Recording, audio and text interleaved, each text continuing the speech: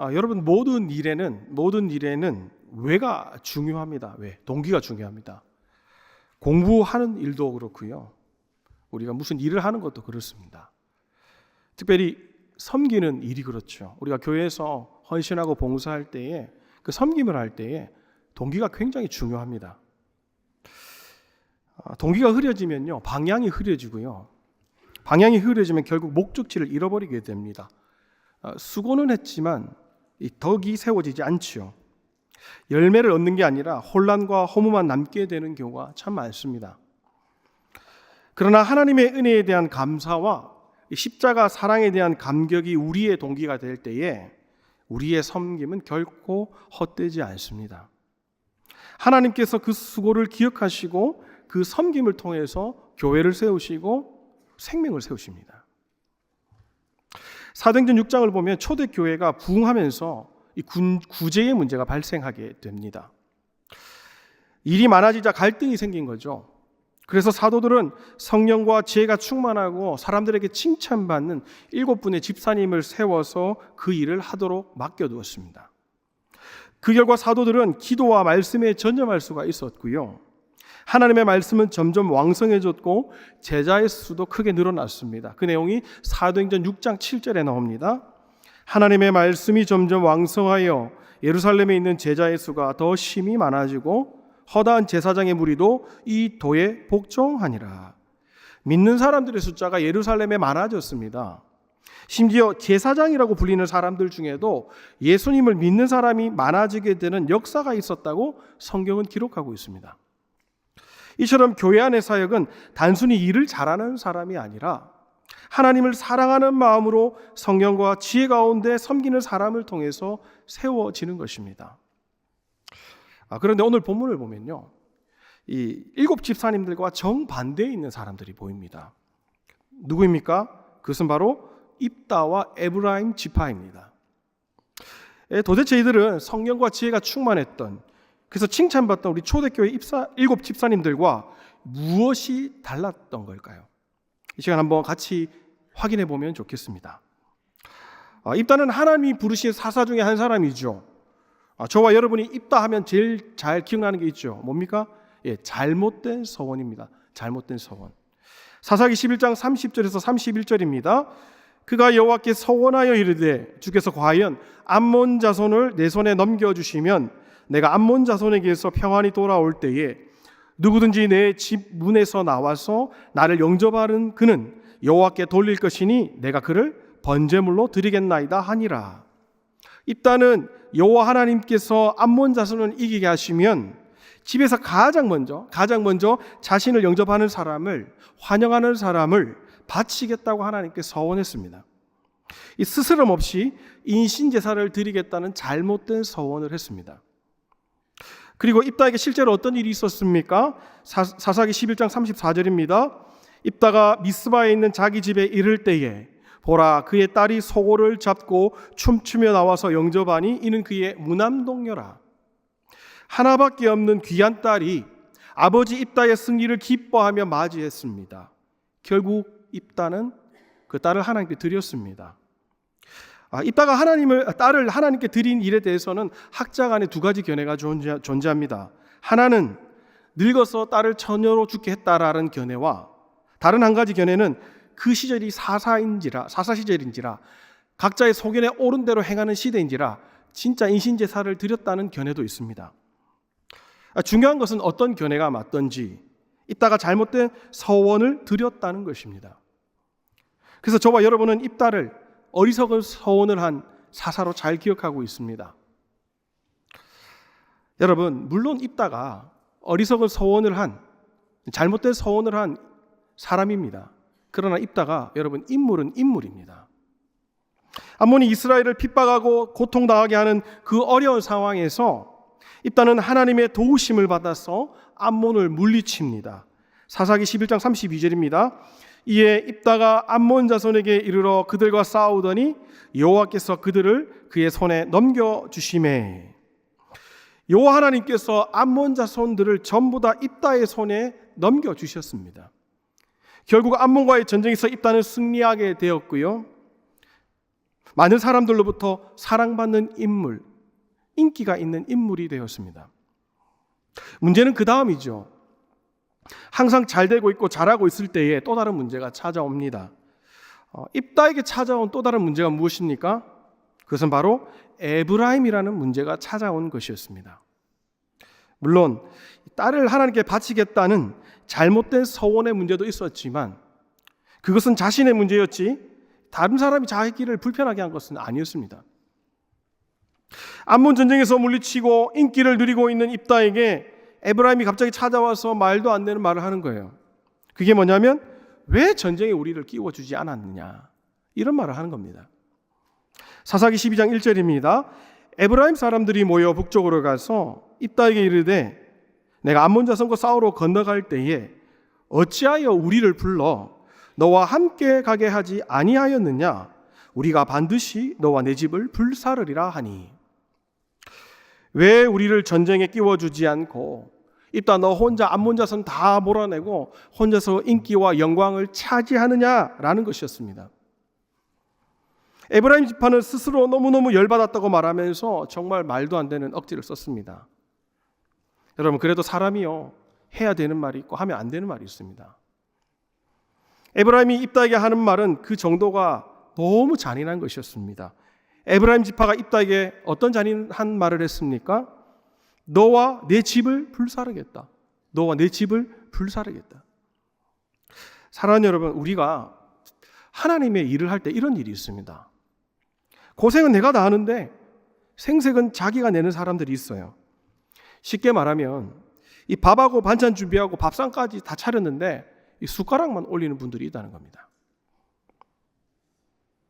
마치 자기가 이 모든 일을 다 한 것처럼 행동합니다. 이런 경우를 보면 우리가 어떤 생각이 듭니까? 어처구니가 없죠. 또 인면수심이라는 단어도 생각이 납니다. 그래서 분노하는 우리의 모습을 보게 됩니다. 그런데 여러분, 이런 경우에 우리가 생각해야 하는 것이 한 가지가 있습니다. 그게 뭐냐면 내가 지금 누구를 위해서 사역하고 있는가? 지금 내가 누구를 위해서 사역하고 있는가? 내가 어떤 목적으로 이 사역을 하고 있나라는 생각을 꼭 해야 된다는 것입니다. 내 눈앞에 나타나는 현상만 볼 것이 아니라 정말 나의 일을 보아주시는 한 분 하나님만을 바라보면서 저와 여러분이 나가야 되는 거죠. 여러분, 구약에 나타난 이스라엘의 전쟁은 다른 나라 전쟁들과 큰 특이한 차이점이 하나 있습니다. 그게 뭘까요? 이스라엘의 전쟁은 자원하는 전쟁이라는 것입니다. 진중에서 울리는 전쟁의 나팔 소리를 들으면 하나님을 사랑함으로, 이스라엘을 사랑함으로 스스로 각 지파에서 전쟁에 참여하게 되는 것입니다. 누구도 전쟁에 나가라고 등 떠밀지 않았고 누구도 권유하지 않았습니다. 다만 나팔 소리를 듣고 자신이 스스로 나가는 거죠. 그리고 그렇게 나온 것이 복이 되었습니다. 또 그렇게 하는 것이 하나님께 영광이 되고 자신에게는 기쁨이 되는 겁니다. 그런데 여러분, 가장 큰 문제는요, 스스로 자원해서 전쟁에 나왔다는 그 사실을 잊어버리는 것입니다. 자원해서 전쟁에 나왔다는 사실을 잊어버리고 주변 환경의 지배를 받아서 자신의 처한 상황을 보면서 불평과 불만을 가지는 것입니다. 사랑하는 여러분, 이것은 전쟁에 나오지 않은 것보다 못한 겁니다.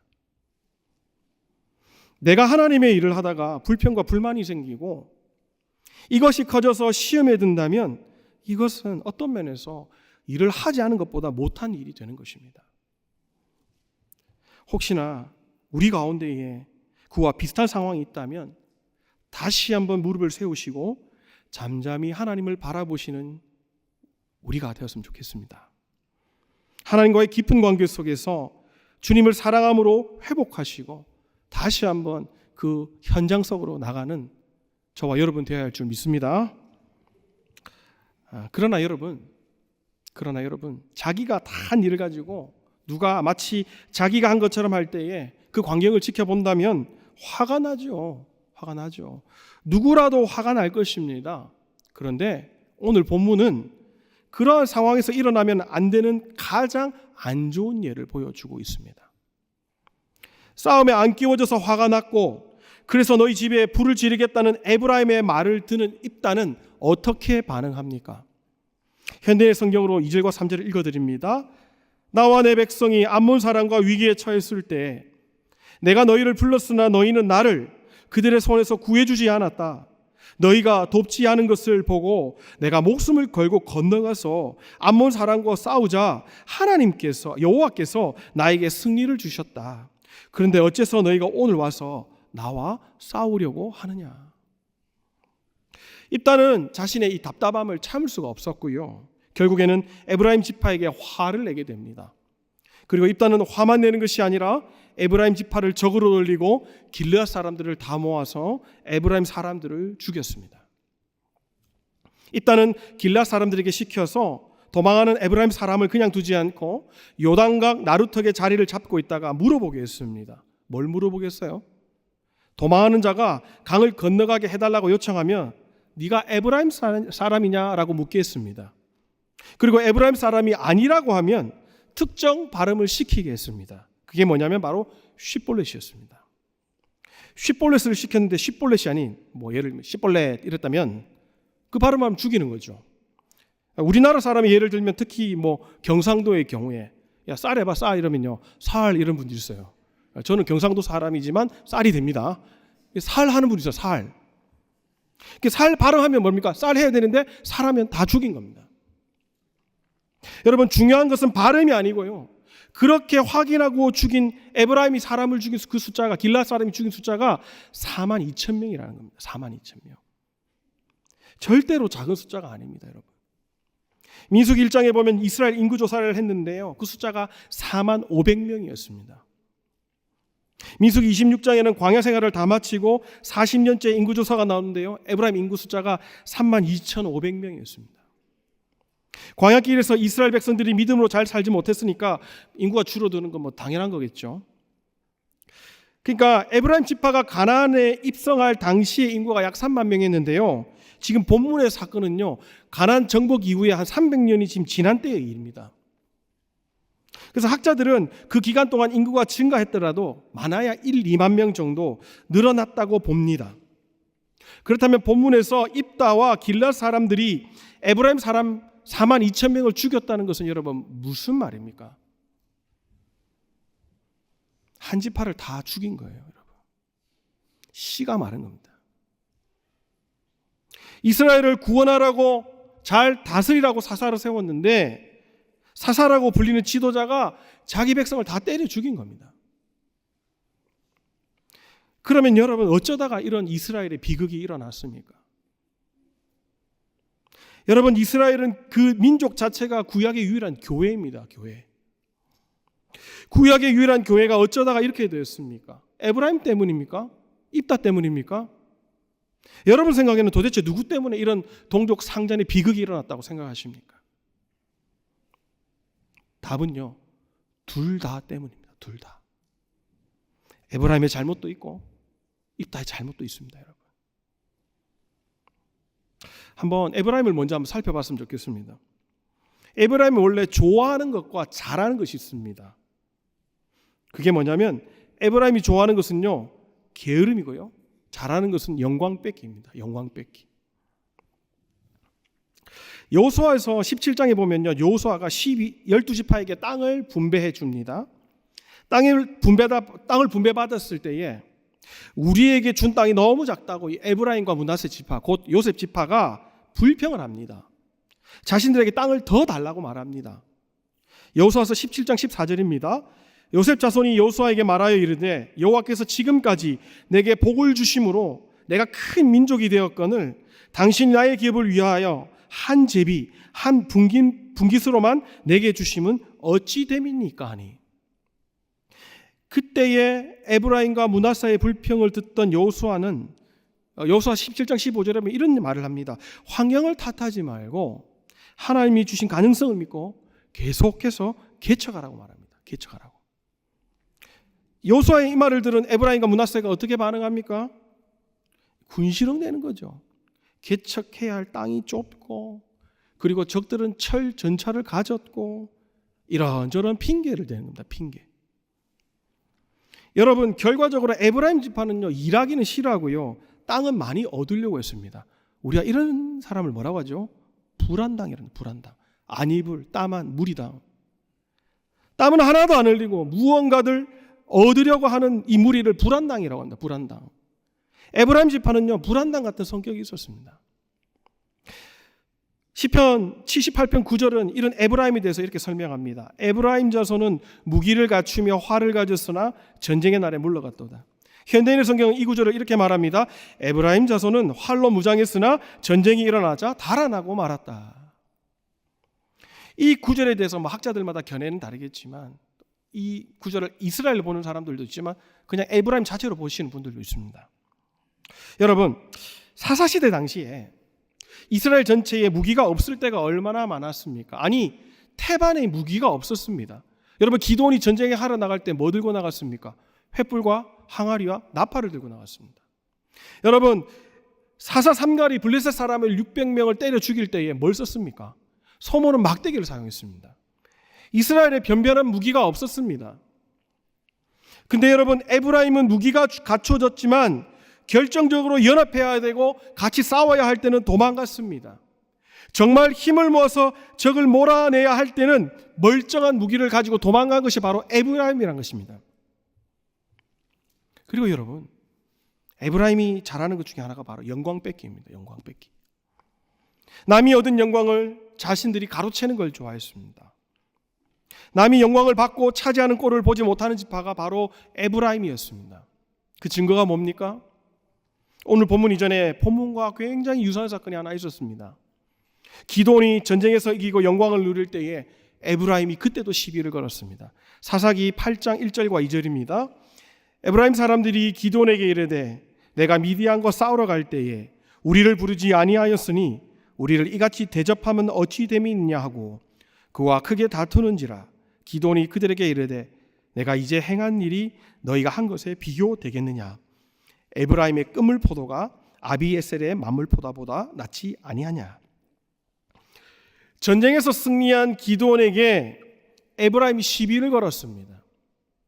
에브라임이 시비를 걸 때에 기드온은 겸손한 사람이라서 이렇게 말을 하는 거죠. 에브라임 형님이 이 오헵과 스엡이라는 방백을 죽였잖아요. 저는 잔챙이 조금 죽였습니다. 그러면서 기드온이 아주 잘 넘어갔습니다. 영광받기 원하는 에브라임을 세우고 잘 넘어갔습니다. 기드온이 겸손했기 때문에 아무 일도 없었습니다. 그냥 넘어갔어요. 그러니까 여러분, 에브라임은요, 주님 일하기는 싫어하고요, 영광받기는 좋아했던 겁니다. 그런데 여러분, 여기서 한 가지 질문을 해야 되죠. 에브라임이 잘못한 것은 분명한데 입다는 아무런 잘못이 없었을까? 성경은 입다가 영광병에 걸렸다고 직접 말하지는 않습니다. 그러나 우리는 그의 행동을 통해서 그것을 짐작할 수 있습니다. 왜냐하면 기드온도 똑같은 일을 당했는데요, 기드온은 참았고 입다는 사람을 죽였습니다. 사사라고 하면 백성을 살려야 하는데 입다는 백성을 죽였습니다. 하나님의 영광을 생각했다면 화해를 선택해야 했을 텐데 입다는 자신의 상처받은 자존심을 선택했던 것입니다. 결국 에브라임의 영광병과 입다의 자존심이 충돌하면서 42,000명을 죽이는 참혹한 비극이 일어났습니다. 오늘날도 마찬가지입니다. 주님의 일을 하기는 뒷전이고 기도하기도 뒷전이고 영광받기를 좋아하는 사람들이 있다는 겁니다. 여러분, 아주 신기하고 이상한 성경의 진리가 하나 있습니다. 그게 뭘까요?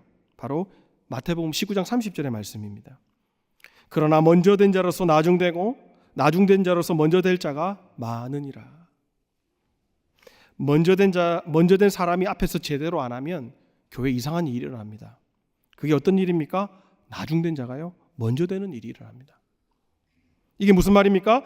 먼저 된 자라도 주님의 말씀대로 충실하지 않을 때에, 충성되지 않을 때에 나중된다는 말입니다. 기회 주실 때에 충성되지 않으면 나중될 수밖에 없다는 것입니다. 사랑하는 여러분, 에브라임의 병은 영광 뺏기고 입다의 병도 영광을 차지하는 것이었습니다. 입다도 나름대로 사사로서 인기와 명성 얻기를 너무너무 좋아했습니다. 그러니 결과적으로 비슷한 둘이 붙으니 다툼이 일어나는 거죠. 영광을 받기 원하는 두 부류가 붙으니까 다툼이 되는 겁니다. 그리고 여러분, 그 다툼의 결과가 무엇입니까? 6절 하반절부터 7절까지의 말씀입니다. 그때에 에브라임 사람의 죽은 자가 42,000명이었더라. 입다가 이스라엘 사사가 된 지 6년이라. 길앗 사람 입다가 죽음에 길앗에 있는 그의 성읍에서 장사되었더라. 하나님께서 여호수아의 시절에 에브라임이 범죄할 때도 참으셨고, 하나님께서 기드온 시절에 에브라임이 범죄할 때도 참으셨습니다. 그런데 본문에서는 하나님께서 에브라임을 거의 진멸하셨습니다. 무슨 말입니까? 하나님의 교회는, 주님의 교회는 영광병에 걸린 사람은 필요 없다는 것입니다.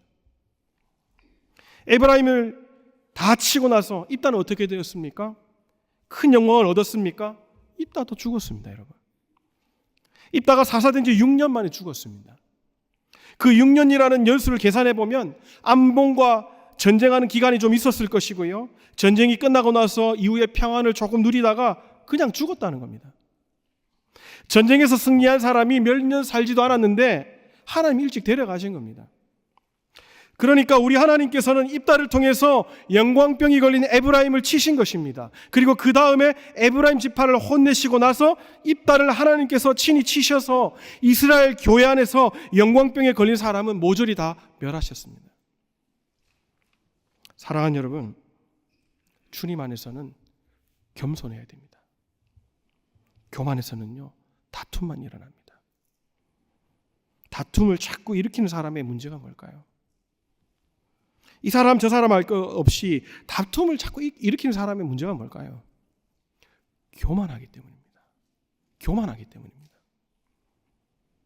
여러분, 교만한 사람이 겸손한 사람에게 아무리 시비를 걸어도 다툼이 안 되죠.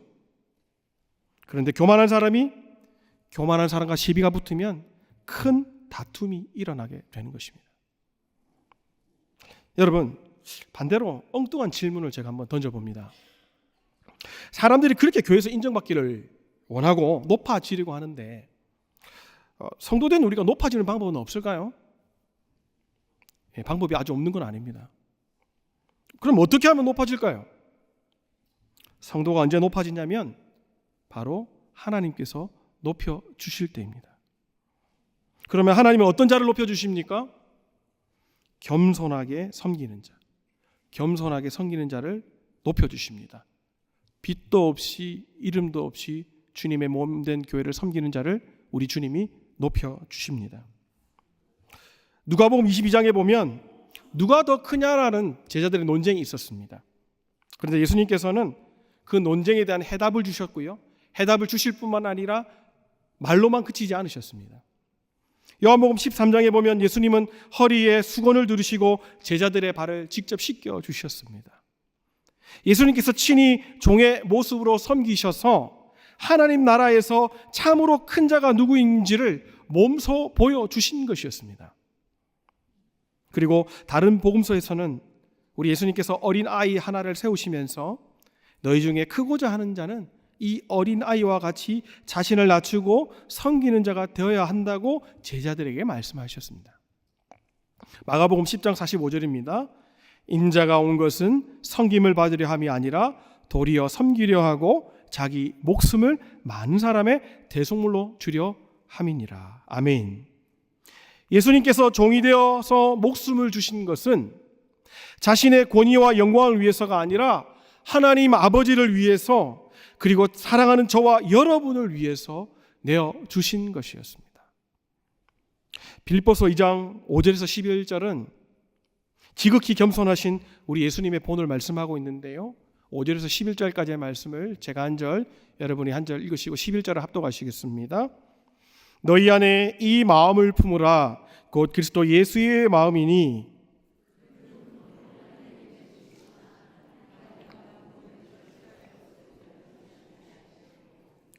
오히려 자기를 비워 종의 형체를 가지사 사람들과 같이 되셨고 사람의 모양으로 나타나사 자기를 낮추시고 죽기까지 복종하셨으니 곧 십자가의 죽으심이라. 이러므로 하나님이 그를 지극히 높여 모든 이름 위에 뛰어난 이름을 주사 하늘에 있는 자들과 땅에 있는 자들과 땅 아래에 있는 자들로 모든 무릎을 예수의 이름에 꿇게 하시고 합독하시겠습니다. 모든 입으로 예수 그리스도를 주라 시인하여 하나님 아버지께 영광을 돌리게 하셨느니라. 아멘. 에브라임은 영광을 원했고 입다도 자신의 영광을 내려놓지 못했습니다. 결국 두 사람은 다투었고 상처가 났습니다. 그러나 우리 예수님은 가장 높은 분이시지만 가장 낮은 자리로 내려오셨습니다. 섬김을 받으러 오신 것이 아니라 섬기러 오셨고 자기 목숨까지 내어주셨습니다. 그러므로 사랑하는 여러분, 하나님의 일은요, 사람에게 인정받기 위해서 하는 게 아닙니다. 다른 사람이 내 수고를 알아주지 않아도 괜찮습니다. 다른 사람이 나의 공로를 가로채도 괜찮습니다. 왜 괜찮습니까? 우리 하나님께서 다 지켜보시고 계시기 때문입니다. 사람의 칭찬은 사라지지만 하나님의 기억하심은 영원한 줄 믿습니다. 그러므로 우리는 사람의 영광이 아니라 하나님의 영광을 위해서 높아지려 하기보다 겸손히 섬기는 성도가 되어야 할 줄 믿습니다. 말씀 마무리합니다. 사랑하는 여러분, 입다와 에브라임이 왜 싸웠습니까? 에브라임의 불치병인 영광 뺏기와 입다의 영광이 부딪히니까 싸움이 커졌습니다. 구약 교회 안에서 큰 싸움이 난 것입니다. 교회 안에서 싸움이 나니 어떻게 되겠습니까? 한쪽만 상하는 게 아니에요. 서로 다 상하는 겁니다. 심각하게 말하면 서로 적이 되고요. 그러다가 피차 망하게 되는 것입니다. 사랑하는 여러분, 서로가 서로를 겸손히 세우면 세우는 사람은 복을 받고요. 교회는 우뚝 세워집니다. 에브라임과 입다의 모습을 반면교사로 삼는 저와 여러분의 삶이 되어야 할 줄 믿습니다. 그렇게 겸손히 섬기는 우리 한길교회를 통하여 빛대신 우리 주님이 이 어두운 세상 가운데 더욱더 빛난 영광의 주님으로 드러나실 줄 믿습니다. 여러분, 다시 한번 부탁드립니다.